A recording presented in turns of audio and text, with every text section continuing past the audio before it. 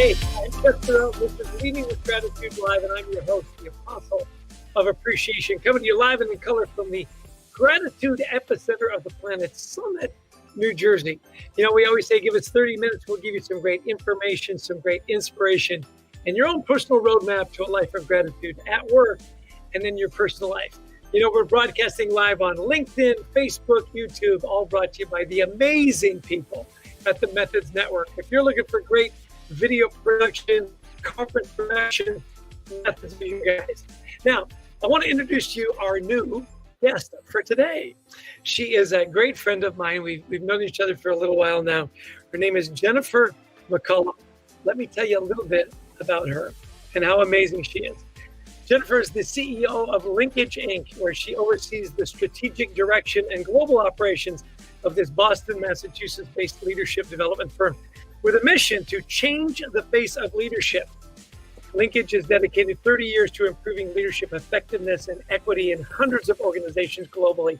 Linkage provides solutions to accelerate purposeful leadership, advance women leaders, and create cultures of inclusion using instruments, assessments, training, coaching, and consulting, as well as their wonderful conferences.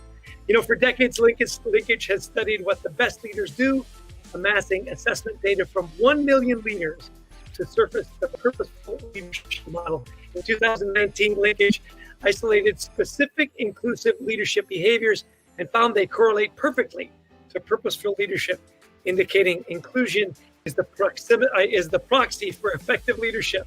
Additionally, Linkage has addressed the challenge of advancing women leaders, surfacing specific hurdles that women face and competencies to overcome them. I'm delighted to introduce to you my good friend, Jennifer Mccollum. Jennifer, welcome to Leading with Gratitude Live. It's great to be here, Chester. Thank you for having me. Absolutely. You know, as you're tuning in and as you're hearing our discussion, I know you're going to have a bunch of questions.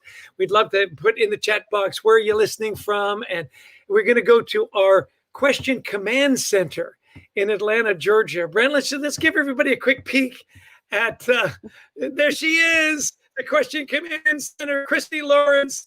She'll be gathering your questions, and we'll put them to Jennifer. And Jennifer, it's always really fun. We have such an international audience. We stream on Marshall Goldsmith's channel as well. So we have just under 2 million followers. But we've got Dorota from the UK, Shabir from Pakistan, Jevitish from India, Asbalaz from the Sudan, Carl from Illinois, Marion from the UK, Bello from Chile, Juan from Uruguay. So you've got quite the gathering. Hey, listen, let's start things off. You're very much in the midst of the diversity movement. Tell us in a few words how it's so important. You say change the face of leadership. What does that mean to our listeners and viewers? We're really intentional about those words, Chester. For us, change the face of leadership means two things. First, it's figurative. It's changing the perception of what effective leadership is. And we've been studying that for a long time. But it also means literally changing the face of leadership. And that's helping women and other underrepresented populations rise in leadership roles. So we've been studying this for more than 30 years. We've been helping develop leaders globally through assessments and coaching and training and our conferences. And our vision is to impact leadership effectiveness and leadership equity in the world by doing three things. We accelerate purposeful, inclusive leadership, we advance women, and we create inclusive leaders and organizations. That's so interesting. Inclusion and diversity are so important right now. And if COVID has shown the light on anything in leadership, it's certainly that. Now, you talked about your research, and you've published a lot of that research in your two books. I'm the proud owner of these great books. Become, I love this, the 5 commitments of purposeful leadership, and then mastering your inner critic and 7 other high hurdles to advancement. So talk to us a little bit about your research and why these books are really kind of foundational to the work you do at Linkage. Absolutely. So you can be my show and tell. We're going to start with the book Become, the 5 commitments to purposeful leadership. Thank you, Chester. And what we found after 30 years of studying 1 million different leaders, so about 100,000 leaders and all of their stakeholders, their direct reports, their managers, their peers, we sought to answer the question, what is it that the very best leaders do? And that's what's encapsulated in that book. We call it purposeful leadership because the best of our leaders align their personal purpose to the organizational direction, and they operate with 5 commitments. And the first is inspire, second is engage, the third is innovate, the fourth is achieve, and the fifth, and this is the hardest one, is become. And become is that inner path to leadership. It's the courage, it's the commitment to become a better leader every day. So that's the first book. More recently, just in the last few years, we've sought to answer the question, what is it about inclusion that makes an effective leader? And the inclusion work is really important because we knew of all of the things we measure on leaders, there were about 16 different behaviors. These are things like, do I as a leader encourage a culture where people can speak up, regardless of their experience or background? Or do I as a leader show empathy and concern for others? So we had 16 of those behaviors, and we isolated those and asked ourselves, how linked are these inclusive behaviors to the measure of effective leadership? And what we found, and we published it earlier this year, is that it is absolutely inextricably linked. You cannot be an effective leader, a purposeful leader, without being an inclusive leader. And that leads to the second book. When you look at where do we need to point our efforts at inclusive leadership, the largest population is women. We make more than 50% of the workforce, and we have a long way to go to make the strides we need to advance women to even get close to gender equity. More recently, we've also been pointing our work not only at women, but all other underrepresentation, whether it's race or sexuality or age. So that's the work that Linkage does in the world, and that's what's documented in our books. Been able to not, a lot of people shine the light on that. Oh, you've got to be more inclusive. Oh, you've got to be more of an ally. And so what I love is that yours is so research based. I mean, you've got the data that says, look, they're inextricably connected. Now, you've talked about inclusion, and we want to get to your incredible conference that's coming up. I encourage everybody to attend that.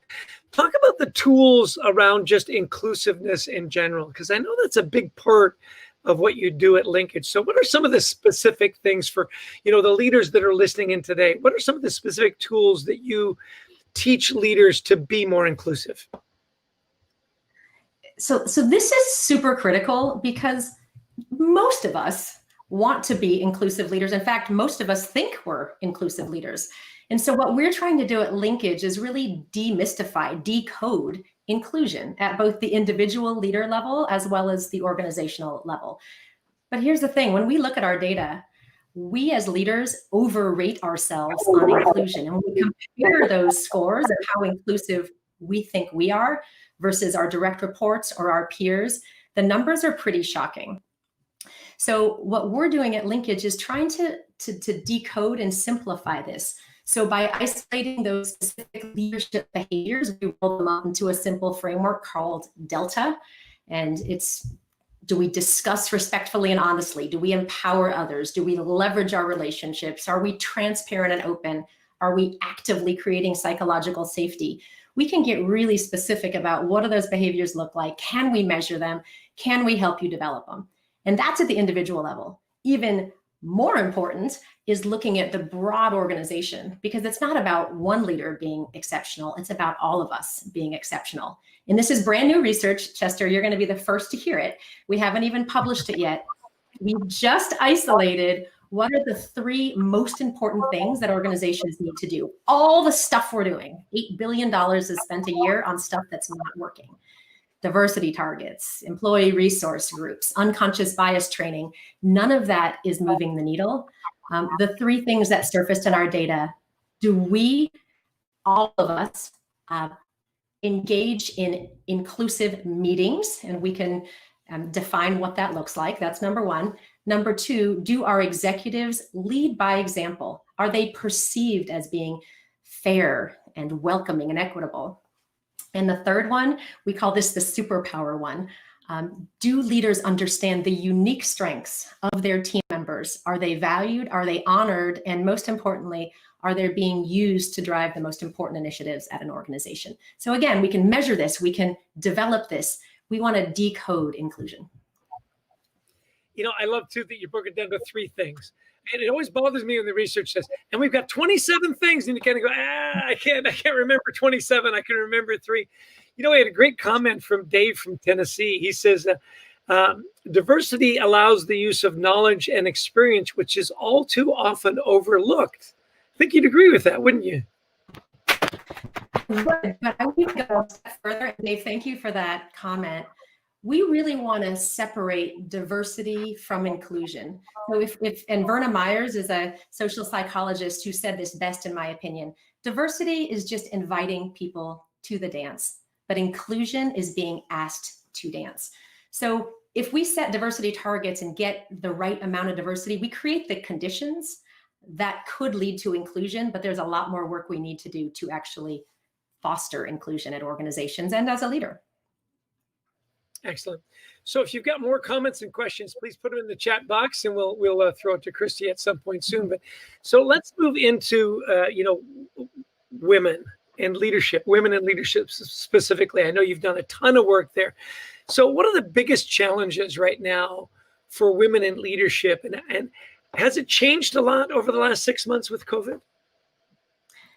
It's actually, this is so timely, Chester, because a McKinsey study came out yesterday that I'm going to refer to. What we do right now in this moment to support women matters. We've been studying and helping women for 20 years, and we're making just incredibly slow progress. But we are at a critical juncture right now. So again, the numbers are very well documented. We start to see a massive cliff in retaining women in the workforce, starting at the first line manager level. And then it gets worse and worse until you get to CEOs, or 5-6% of the Fortune 500. And the executive suite, there are fewer than 20% women in senior leadership roles. So what's happening now? The United Nations just came out and said, because of COVID, decades of any incremental progress that has been made in the last 5 to 10 years is basically going to be eradicated. 1 in 4 women are considering a leave of absence or leaving the workforce altogether. That's over 2 million women that will leave the workforce. They're leaving at a much higher rate than men for the first time in 5 or 6 years. We know that women are being disproportionately impacted by this health crisis because of the demands at work and at home. I'm a woman CEO. I feel it myself. 2 times the burnout rate, 3 times is likely to be sidelined in our careers. It's a really tough situation right now. You talk about the demands on women and whatnot. And, you and I've talked before about how important it is for women to feel like they've got an ally at work, and I would assume also at home. Talk a little bit about how we can become better allies, particularly as men in the workplace, when maybe we aren't as sensitive to the fact that there's 2 to 3 times higher burnout, that there's all this extra pressure. I've often thought of women in the workplace that to get to that, gender equality and so on. I mean, there's just so much more. You're supposed to be the perfect mom. You're supposed to be the perfect, executive. You're supposed to have the great education. I mean, there's just so much that is put on women. How can we, and have you babbling, saying all of that, Jennifer, how can we as men in the workplace be better allies? Because I know you've given that some thought as well. Yeah, and first of all, Chester, thank you for the question. It's up to all of us in women in positions, men and women in positions of authority, positions of power, positions of privilege. It's up to all of us to become better allies. But I think it's really important for the leadership majority, which in this country is by and large still white men. We need all of you. And when I talk to, even incredibly well-intentioned men like my husband, nobody's opposed to women's advancement in the workplace. They just don't really know how to support the advancement either.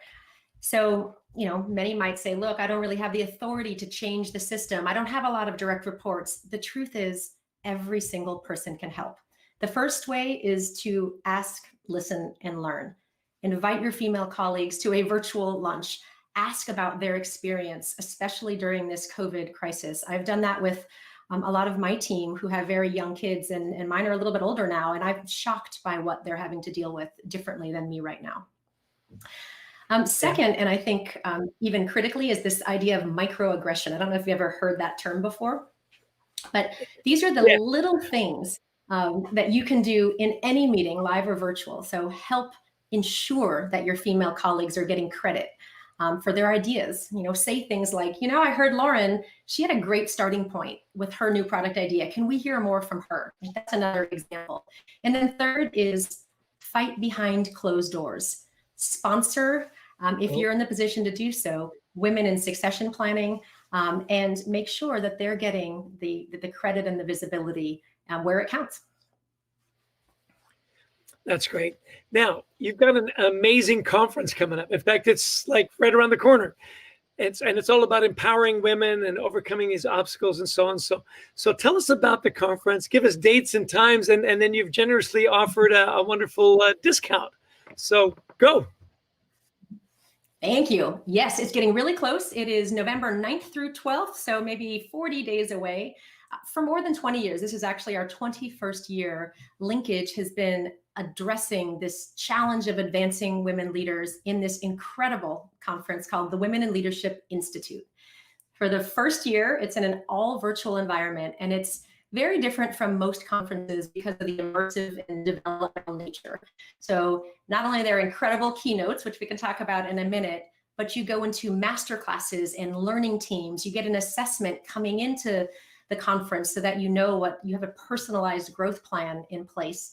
So all of those things, we've been innovating quite a lot in the last 6 months, and we believe this is a leading edge virtual conference that will really make a difference for women, not only in terms of their development, but also in terms of the need for women to focus on themselves for a moment, to take a pause in the midst of the craziest of years and really focus on themselves. It's great. And now you've got a little code that people can get a $50 discount as well. We throw that up on the screen, and you want to call it out? Sure. So the code is, if you go to our website, www.linkageinc.com, you'll easily navigate to the Women in Leadership Conference. We invite men to the conference too as well. There's some incredible keynote speakers, and you can get $50 off. There's flexible packages from the keynote only to the keynote plus the master classes to the whole full meal deal, where you get the assessments and the learning teams and the networking and everything else. And we really do hope you'll join us. There will be about 1,000 women. We're used to coming together live, but now that we're virtual, it's a lot more flexible, and geographies and roles and levels that may not have been able to participate before can do so now. You know, and you made the shift from live to virtual. And I know that wasn't an easy task. You know, we've got some questions. We're going to throw it to the Question Command Center in Atlanta, Georgia. Christy Lawrence. Christy, take it away. Well, hey there. We have Orlando, who is from Costa Rica, and he says, yes, Jennifer, every single person can help. But Dave in Tennessee said the single mom is the toughest job in the world. What do you think about corporate-sponsored 24-hour care centers, which would allow moms to work all hours? If they know their children are cared for, the benefits of production could be substantial. What do you think about that? So interestingly, the study that just came out yesterday said, you know, where are we doing a really good job at supporting women? And again, single women is a whole nother dimension, single parents. And where are we not doing so much of a good job? So we have done a good job supporting a virtual environment, supporting a flexible schedule. Where we haven't done a good job is really deeply understanding the impossible trade-off that mostly women, but not all, but parents are making every single day right now. We have to address what work cannot get done, even if we can't work 24 hours. What work cannot get done? How can we support you with childcare or with just with the expectation that you may not be at that leadership meeting every single week at 8 o'clock like we used to do it. I'll give you an example this morning. There is a single mother on my team, and there was an important call that came in from India. I turned around to invite her into the call, and I paused and I said, no, it's 8:30. She's by herself trying to get Max onto online school. I'm not bringing her into the call. I'm going to do it by myself. So those are the types of decisions that we need to make every day to reduce the expectations on what is possible in this environment without further burnout. You know, we were talking about burnout before the show, you know, and you mentioned it's 2 to 3 times higher for women because of all these added pressures. I guess, you know, to be a better ally, like you say, it really is ask, right? Get to know your people. What's your routine? Another 8:30, I'm not going to give you a call. You know, 8 o'clock at night, I'm not going to invite you in, given time changes. When you're, you know, getting your kids in school or putting them to bed. I think those simple little questions, like what does your day look like? What are hours? You know, I have a niece who works at an advertising agency, and she said, look, my kids are little. We do Joy School on Thursdays from 8 to noon. Can I have that time? And they gave it to her. And what I loved about that is she says, you know, they get more than that 4 hours back because I'm so grateful that I put in the extra time. Are you seeing that happen in your research? When those accommodations are made, the engagement and the productivity and the energy goes way up because people care? And that's the benefit that we're seeing from being more inclusive leaders and more inclusive organizations. I actually want to hit on something that you said around making the ask. A lot of times people say, like, why are we sending women to standalone conferences? Isn't that exclusive? And the truth is, we know from our research that to be an effective leader, we need to be purposeful, inclusive leaders. That's the same regardless of gender. But when it comes to very specific hurdles that women face that are different from men, and that's what's outlined in the book that Chester held up, these are unique to women, and making the ask is one of them.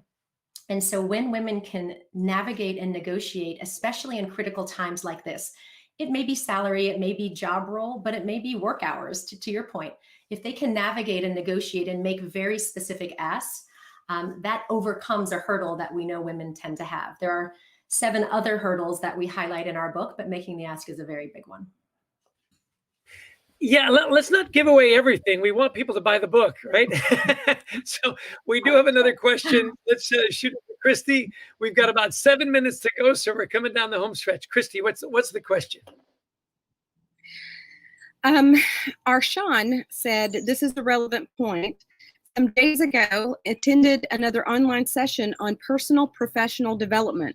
Someone highlighted a point that some top managers lack leadership and team engagement skills. As a result, they don't feel comfortable with competent and outstanding team members and try to frustrate them. How best can you handle a situation when you know your boss fears your potential and level of competence? That's a really hard one. And we do know that your relationship with your manager is the single most important thing when it comes to engagement and when it comes to performance.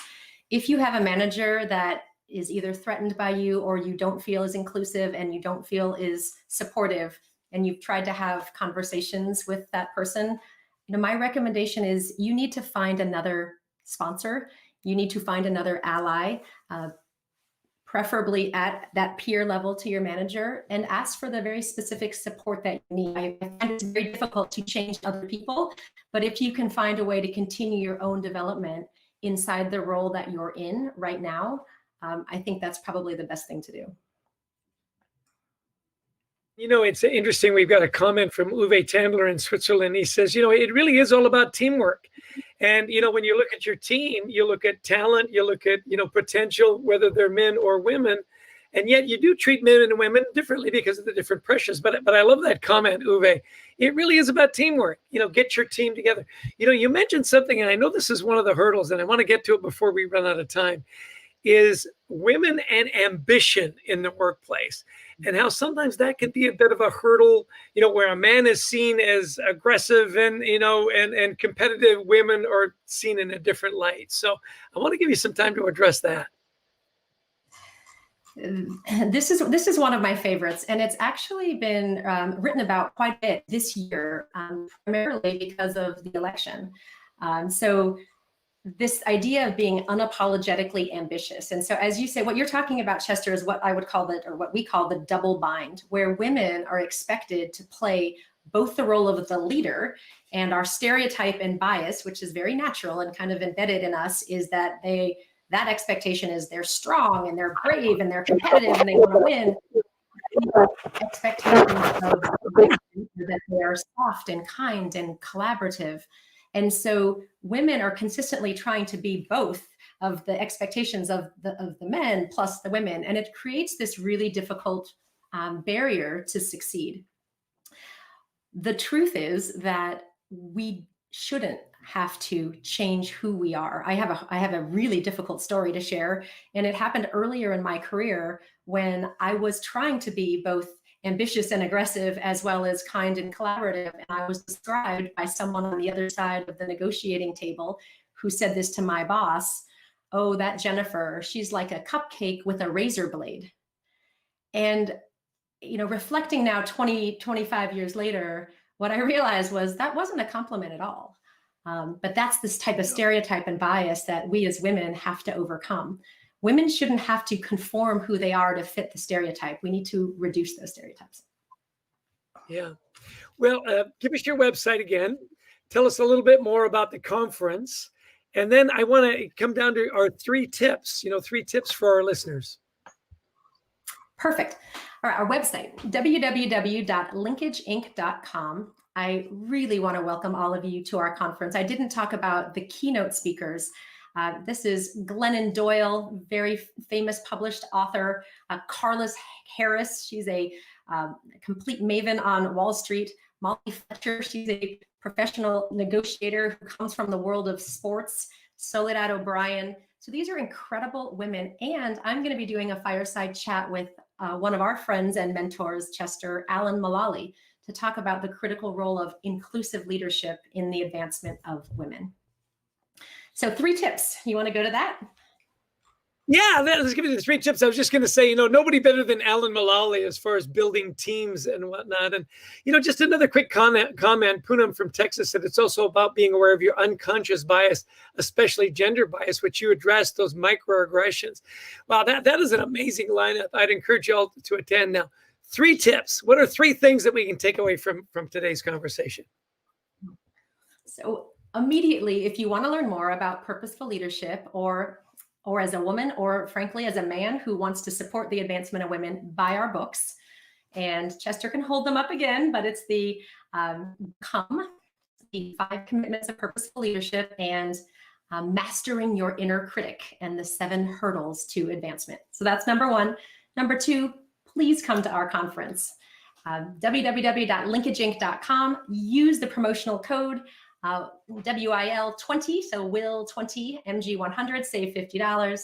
And number 3, please find one way, make a small commitment today to become a better ally to either women or other underrepresented populations as they rise in leadership. Well, that's great. Last question. It's all about gratitude. So where did you find your gratitude today? I am about to jump on a plane, the first plane ride in a long time, to go visit my father. My father is a lifelong Toastmaster, and it's part of his vision that I will be a published author and speaker. And so, Chester, I'm grateful for you for having me on today, and I'm grateful for jumping on a plane to see my father. That's beautiful. Well, listen, it's been a delight to have you on the show. Stick around because we want to talk to you a little bit later, but we now want a word from our sponsor of our wonderful Leading with Gratitude Live. We got Alan Mulally. He sponsored our book. He said, I love this book. And then a not so subtle call to action. Buy me, buy me, buy me. Well, listen, next week we've got the incredible Peter Bregman. He was the author of Leading with Emotional Courage. He's a good friend of mine. Don't miss it. 1 o'clock next Thursday. Want to give a shout out and thanks to Christy Lawrence at our Question Command Center in Atlanta, Georgia. The world's greatest online producer, Brent Klein, live from Austin, Texas. We're really grateful for the Methods Network. If you're looking for great production values, just email Brent Klein at Methods. He'll take care of you. Well, listen, it's been a delight. 30 minutes of great information, great statistics, and roadmaps to how you can be a better ally to people in your workplace, women in particular. Hope you'll follow Jennifer Mccollum on LinkedIn. Follow us on LinkedIn. Sign up for our newsletter, which is Leading with Gratitude Live's version of the Gratitude Journal. We'd love to see you there. Well, listen, same bat time, same bat channel every Thursday at 1 p.m. Eastern. Peter Bregman next Thursday. Grateful for your time. I hope you're more grateful, that you're more patient, that you're more kind, and maybe just a little more forgiving during COVID. Take care. Grateful for all of you. Cheers. We're out. Thanks, Brent. Thanks, Christy. Thanks, Jennifer. You guys are awesome.